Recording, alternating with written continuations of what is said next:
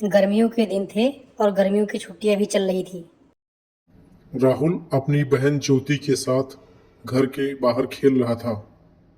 तभी उनकी मम्मी, राहुल और ज्योति इधर आओ। वे दोनों घर के अंदर आए और अपनी मम्मी को मुस्कुराते हुए देखकर बोले, क्या बात है मम्मी, आप इतना मुस्कुरा क्यों रही हो? बात ही कुछ ऐसी है, तुम्हारे नानी का कॉल आया था। आज उन्होंने हमें अपने घर बुलाया है। फिर ये सुनकर राहुल और ज्योति की खुशी आसमान छू गई। चलो नाना नानी के गांव चलते हैं और मजे करते हैं। फिर क्या, दूसरे दिन सब लोग नाना नानी के गांव के लिए निकल गए। राहुल और ज्योति के नाना नानी का गांव बेहद खूबसूरत था। छोटा सा था जहां सब खेती बाड़ी करते थे। राहुल के नाना नानी राहुल के आने का इंतजार दरवाजे पर ही कर रहे थे और वो दोनों उन्हें देखकर बहुत खुश हुए। राहुल के नाना कहते हैं, ज्योति राहुल आओ इधर मेरे पास। तो दोनों जाके नाना नानी से लिपट गए। फिर खास राहुल ने नानी का बनाया हुआ खास खाना खाकर थोड़ी देर आराम किया और फिर दोनों अपने अपने ननिहाल का मजा लूटने के लिए तैयार हो गए।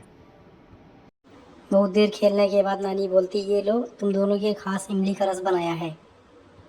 इसे जल्दी से पी लो, इसे गर्मी में पिया जाता है। इस जूस को पीकर दोनों तरोताजा हो गए। फिर नानी ने एक बड़े से पेड़ पर एक झूला डाला जिसमें दोनों झूलने लग गए। झूले पर काफी देर एंजॉय करने के बाद फिर नाना जी के साथ घूमने चले गए।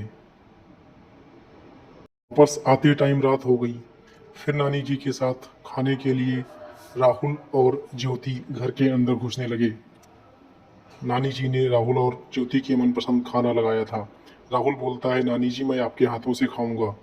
नानी जी हंसते मुस्कुराते बोली, कोई नहीं, मैं खिलाती हूँ। फिर क्या, राहुल और ज्योति दोनों ने नानी के हाथों से भरपेट खाना खाया। फिर खाने के बाद सब सोने की तैयारी करने लग गए। नानी जी, घर के अंदर कितनी गर्म हवा महसूस हो रही है। पंखा ही गर्म हवा फेंक रहा है। आपके घर में एसी भी नहीं है। हमें तो एसी की आदत है, अब तो हमें रात भर नींद नहीं आएगी। और नाना नानी के साथ सब लोग हंसने लग गए। राहुल और ज्योति ज्यादा कंफ्यूज हो गए। आप सब हंस क्यों रहे हो? हमने कुछ गलत कह दिया क्या?